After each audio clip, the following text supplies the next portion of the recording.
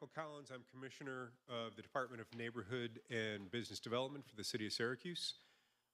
We are hosting a public meeting for comment on the recently released draft of the Program Year 50 CDBG, ESG, and home allocation.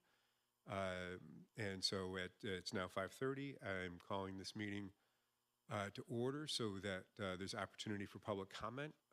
Want to recognize our staff in the room, Deputy Commissioner Michelle Sapansky, who just gave me the cards, who this plan falls under Michelle's work as Deputy Commissioner of Neighborhood Development, Sue McMahon, who is our ESG coordinator, Lauren, who's on our day 2 of the job, was our new CDBG coordinator, Tet, who's new with us within our ARPA work, and Joe, who's with us for the lead work. So great support for the team. And then Tanya Eastman, who's at the door and has been checking everybody in.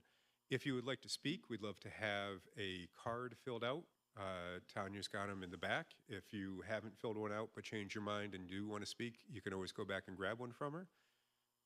Tanya's also going to place at the back a copy of the plan. The plan is available on the website. If you go to syr.gov and enter any of the keywords related to the Program Year 50 CDBG plan, you'll be able to gain access to it that way.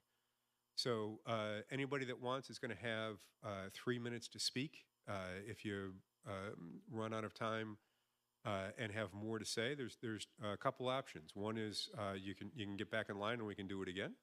The second is if you have any prepared remarks, please hand them to our court reporter, and we'll make sure that they get entered into the record in full as written. The third is that you can email them to us. Michelle, are they going directly to you or to the NBD? So you would email them to nbd@syr.gov. So when you come up, I'm going to ask that you state your name and for the record spell your name so we get it correctly within our records, what agency you're representing, and anything else I'm forgetting that and address. Where do you live? That's the other important one. So anything that I forgot to mention? I think I got it. For those of you that are regulars, anything that I forgot to mention? No? Okay. Okay, so first speaker, Pi from Interfaith Works. And I'm going to use my timer, so when we hear this go off, you know, our time is up. All right, please go ahead. Yeah, do you mind if we stand as twins? Because he's the second speaker, and I think can we work together? Negotiations are ready. Go for it. Thank you. Yeah, my name is Pai Mandara. I'm the Assistant Director of Resettlement Services from Interfaith Works.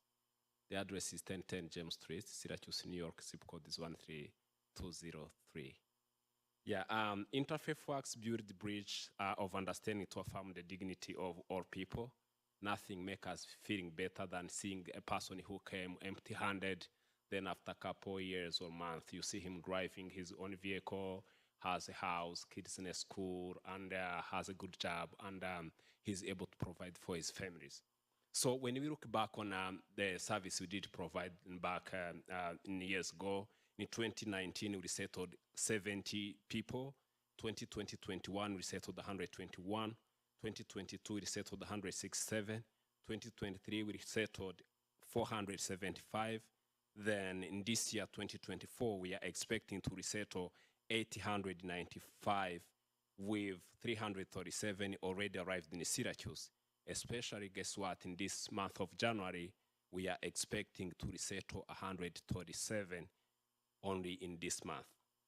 Our housing program extended a strong relationship with landlords from 35 to 101 landlords. These are active landlords to whom we may call and say we need a house in 2 days or 3 days, and they will be able to provide the house. With availability of CDBG fund, this year we assisted 275 clients, not only from our office, but also from other agencies who've been in the community for up to 5 years. Our organization has talented, skilled, and committed staff who do the best to assist people. Felician, who is the manager of post resettlement services, had not had any client who came to our office for assistance and ends up of being homeless. Felician. Yes, as I said, my name is Felicie Serhungu. I work at Interfaith Works. The address is 1010 James Street. Our client come to our office with various challenges that need immediate attention. We provide incredible services to our client. We give them a peace of mind. We help them to navigate life in the new country. We are extremely happy to be on this journey with them, but we cannot do anything without the support from the city. The city has been our backbone to fulfill our job. We still need the help from the city so that we can continue to help our people from different places so they can navigate the life of this country. Thank you for the support we have received to assist clients experience crisis due to culture and language barrier. CDBG and ESG funding has been critical to maintaining housing stability for newcomers. Our agency has been able to meet or exceed program number each year because of the high need for this program. We urge the Common Council and the city to continue to support those services to residents of the city. New American housing stability contributes to the neighborhood stability, and it's good for our city. Based on the number we did provide, you see how this year of FY24 will be like having the double of the refugee we've been resettling.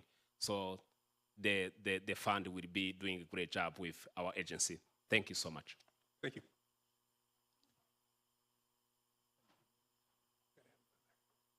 Okay.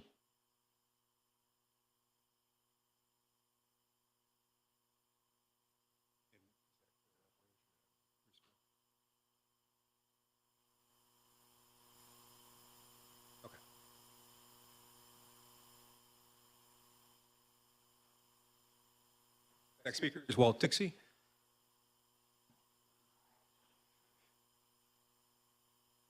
Good evening. This is new. See, I came from the old days. We didn't have this like this, guys.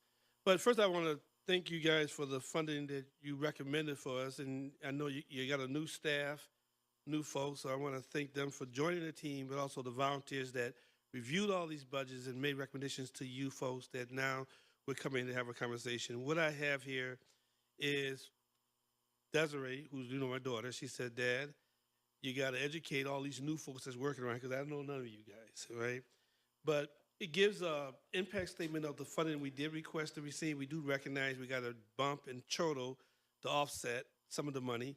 But also what's ironic about, there's a 4-year graph chart in here. It's all detailed. It's kind of like 4 years or so ago when the city wanted to start focus on the corridors, we was funded to do just all that.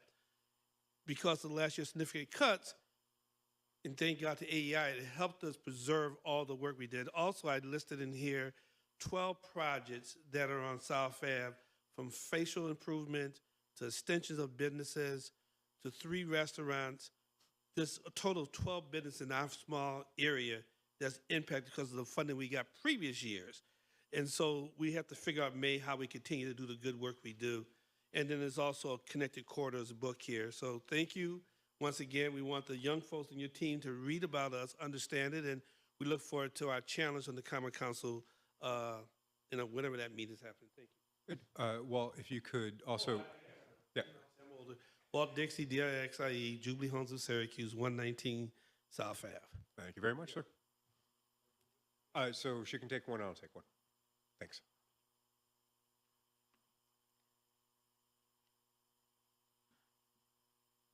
Former Councilor LaToya Allen, you are up next.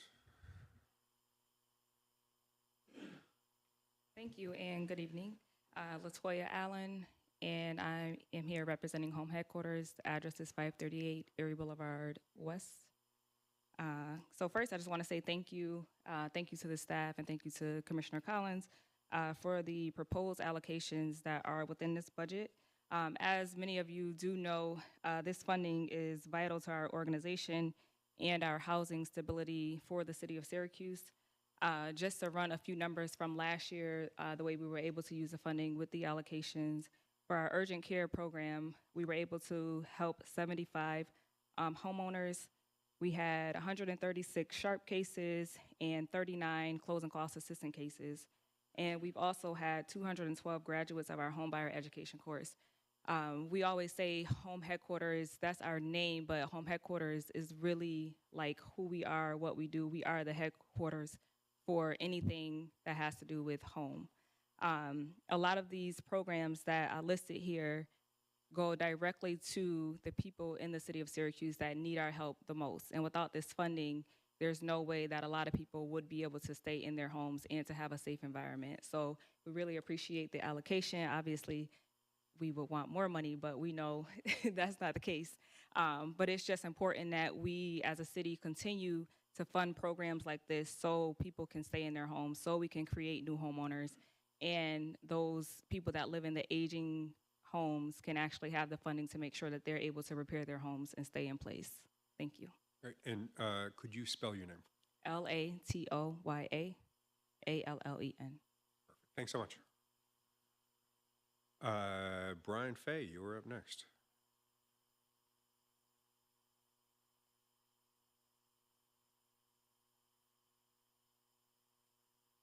Good evening. Brian Fay, BRIANFAY. I'm representing Syracuse Northeast Community Center at 716 Hawley Ave in Syracuse. I just wanted to thank and show my appreciation for the proposed allotment to Syracuse Northeast Community Center. These funds help us serve 6,500 neighbors throughout Syracuse with essential services such as pantry, supported employment, digital empowerment, and much more. This has been an ongoing partnership with Neighborhood and Business Development and the city.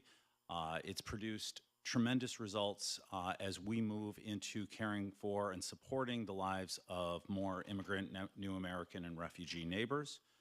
It's allowed us to leverage other funding to create new programs.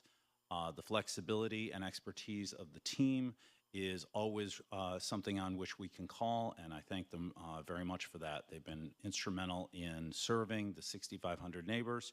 We look forward to serving more in the coming years. Thank you very much. Thank you. And as a reminder, if you've got written comments, please also submit those as well.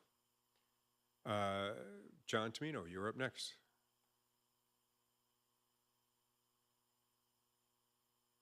Good evening. John Tomino, Executive Director in My Father's Kitchen, 501 Hawley Ave, Syracuse, New York, 13203, JOHN TUMINO. Well, I want to say thank you to the City of Syracuse for considering us again for this wonderful opportunity to have a wonderful partnership between the City of Syracuse and In My Father's Kitchen on behalf of all those that are on the streets of Syracuse who feel invisible. I look forward to learning and getting to know some of the new staffers that you mentioned that I don't know. But one of the main things that I wanted to talk about and kind of give you a data point, but thinking as people were talking tonight about relationships and not just the fiscal part of the money that comes through the City of Syracuse, but it's the influential relationship that we appreciate as well. Sue and our team have a great working relationship, and having that connection to pick her brain, to navigate to other agencies, you can't put a dollar amount on that. So we appreciate the fiscal thinking and the opportunity of funding coming towards us, but we really appreciate the relationship that we have with you guys. One of the data points that I wanted to bring to the forefront, this summer we had the busiest year we've ever had in regards to a caseload. And one of the data points that our scope of services, we projected to help 30 individuals in this year that we're in to get into housing. As of the closing off of this third quarter, we've already exceeded that. We're at 40. So we're still 8 weeks to go. So we're going to blow through that number. And that only happens because of that wonderful partnership that I talked about. So relationship building is important to us. We appreciate the City of Syracuse and this office for always considering IMFK. We're going into our 10th year in partnership, and we thank you from the bottom of our hearts on behalf of all those who are outside. So thank you. So I've got two left. I've got Carrie and then Twiggy. If there's anybody else that wants to speak and has not yet filled out a card, please do so. Carrie, you're up.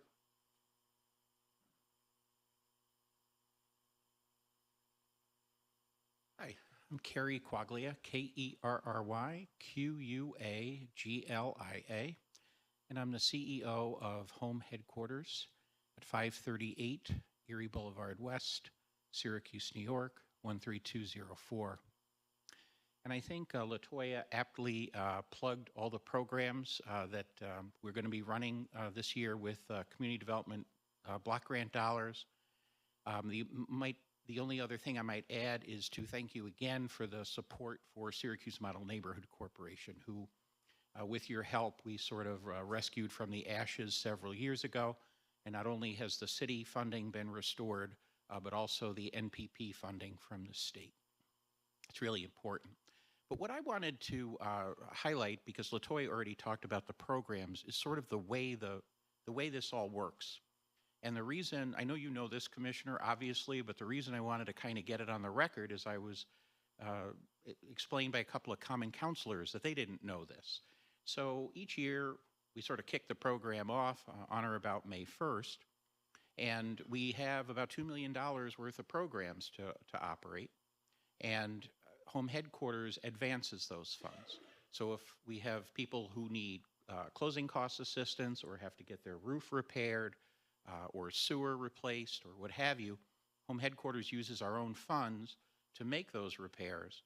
And then when the city gets a release of funds from HUD, we get reimbursed.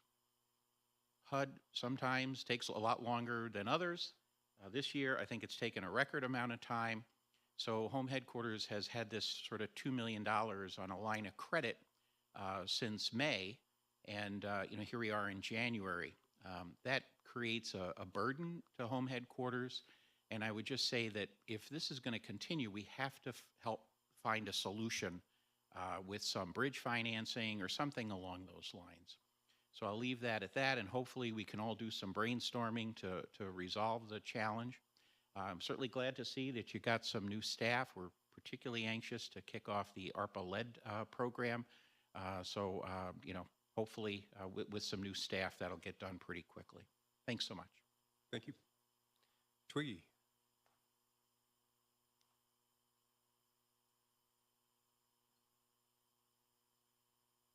Good evening. My name is Twiggy Billue, TWIGGY-BILLUE. I am the Director of Workforce Initiatives for Jubilee Homes of Syracuse. I want to just start out by reiterating what most people have said is thank you for the partnership. Thank you for the ability to work together. Thank you for the ability to brainstorm. Thank you for the ability to problem solve, and for being that unit that has to show up in the neighborhood, not being afraid of the neighborhoods or to come out. Commissioner Collins, I see you quite often at the building behind us, and you know some of the struggles that we have in the neighborhood. And I say that because we are very grateful and very thankful from what we receive. I'm always the person that asks for more, so I'm going to ask for more. Our clients in workforce come from various backgrounds. And as you've heard people speak, I think that anyone looking for employment knows some of the barriers that folks have to go through. There's transportation, there's childcare. Even within getting our kids back and forth to school, First Student can't find enough drivers, Central can't find enough drivers. So we hold 4 job fairs a year trying to help companies find employment, especially those that may not have, the little companies, right, that might not have a big budget to market or to advertise to get job seekers. And what we're able to do with the help of partnerships like we have with the city is bring employers to the base of where people are. So bringing them to neighborhoods that employers may not necessarily show up in, giving people in those neighborhoods a chance to shine, putting them in front of an employer that might be located in a Baldwinsville or a Cicero that they don't have transportation to get to, but they can wow them there, and then we can figure something out. The clients that we serve are adult and youth and experience generational poverty. Some have just begun to work. Some are, through our affiliation with Home Headquarters and the FEC, in counseling so that they can get cars and be able to live that American dream that I live and that so many people live. It's hard to do it on a little bit of funds. It takes a lot to work with a small staff and to try to service the county. And we don't get to pick and choose where people come from. We don't get to pick and choose or cut off. If we might tell you that we're going to work with 50, but if 83 people walk through that door, we're going to service them because that's the right thing to do. But what I want folks to understand is we are not just Jubilee Homes of Syracuse. We're about economic development. We're about getting people jobs. When you see Price Right come in, it's because we didn't have a place to eat. Then they had to have employees. So they worked with us to fill that store with employees from neighborhoods that are our zip codes. So I just wanted to remind us of that while I do ask for more, that we are instrumental, as other companies are as well too, but we're instrumental in the whole man getting a job. Thank you. Thanks, Twiggy. Twiggy, I'm sorry, did you get a chance to spell name? I forgot if you, you did. Great, thanks. Sharon Sherman.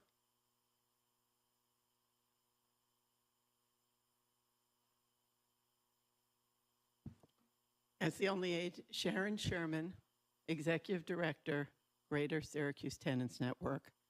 As the only agency that substantially was cut this year. Sharon, could you address and just spell your name for the record? Address is the work address or? Work address is fine. Okay, P.O. Box 6908, Syracuse 13217. Got it? You good? Okay. As the only agency that was significantly cut this year, we are not happy with the arbitrary process by which these decisions were made. We were not told that we were competing against another application because for 30 years, we have been the only agency doing this type of work. So we would have given a very solid argument of why our agency needs to be funded, but we didn't do that because at the time there has been no other agency doing the same services. What we have now is a duplication of services. You are funding another agency to do 8 buildings and us to be 7 buildings. And as I'm the one, our agency has been doing this, I can tell you that on any given year, there are not 15 buildings that need to be organized. Our agency was founded and is still run by low-income tenants who mostly live in HUD or tax credit properties. Those are services to help them with their tenant association will be continued whether we have funding for doing it. So what would have been sensible is the idea that we go back to what we did before, which was only subsidized housing. The only building we've really done that's not subsidized is Skyline, and we only did that because we were asked to by the city and other people. So, and furthermore, the idea that we don't need the funding is, you know, a misguided idea that you don't need to pay the staff to do the work. So we're very distressed about this. We feel it just makes no sense to think that you can arbitrarily tell tenants that they can't be served by the agency that served them for 25 years. It's not going to work. So, you know, we will be approaching the Common Council to try to restore our funding. And we just really believe that because our agency is low-income people that run it, that there is no respect for a grassroots empowered group. Syracuse United Neighbors and Syracuse Tenants Union don't accept government money because, you know, they feel groups that are run by low-income people shouldn't accept government money. We have done this for 30 years, and thank you. Sure. And if you have further comments that you want to send in, please feel free. Yep, sure. So the last speaker that I've got a card for is Lynn Robinson. Lynn A., my apologies. Thank you, Twiggy. Hi. My name is Lene Westbrook Robinson, and I'm speaking on behalf of Jubilee Homes. Jubilee Homes has helped me. Lynette, could you spell your name and give us an address, either home address or or Jubilees? And if you're not sure Jubilees, and that's when you want to use, just say Jubilees. Okay. Lene is spelled Lynnee, accent over the last E. Westbrook, Westbrook hyphen Robinson, capital Robinson. And either home address or And when you say Jubilees Jubilees. Okay, so we can use that from the previous one. Perfect. Please, thank you. Thank you. I started working with Jubilee Homes just before the pandemic hit. Completed the program, and then the pandemic hit. So I think I had a chance to go to one job fair, just one. And when it hit, that like put a halt on everything. Well, after things settled down, I got back, went back to Jubilee Homes, and was, when things started opening up, and was able to go to job fairs, look for employment. I'm currently employed now. I just purchased a car so I can get to work and no longer have to take public transportation. And none of that would have been possible without me stepping into the doors of Jubilee Homes and doing that program. I was so happy that they walked with me step through step on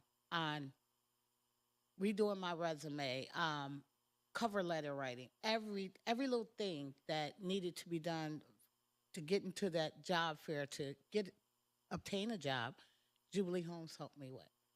And so without them, myself and other people wouldn't be able to obtain employment or even have a place to go to look for employment.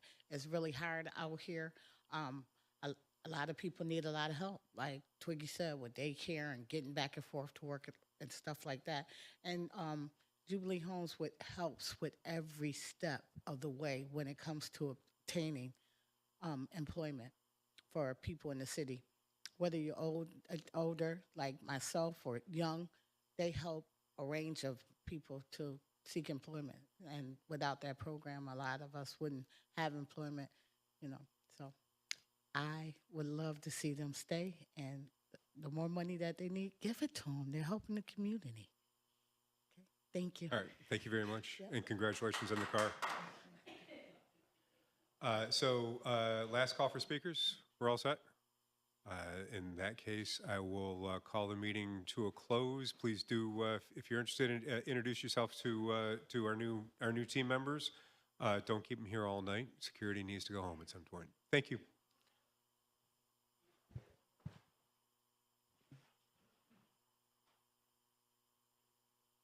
You want these?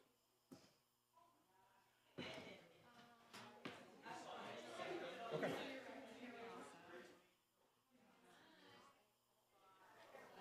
PIE. Yeah, that's it.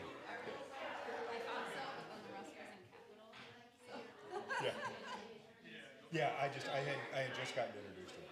So yeah, okay, so this is good. And then for keeping these in the record, I mean this isn't statements. Oh, is there a statement in here? Okay. So then just this one?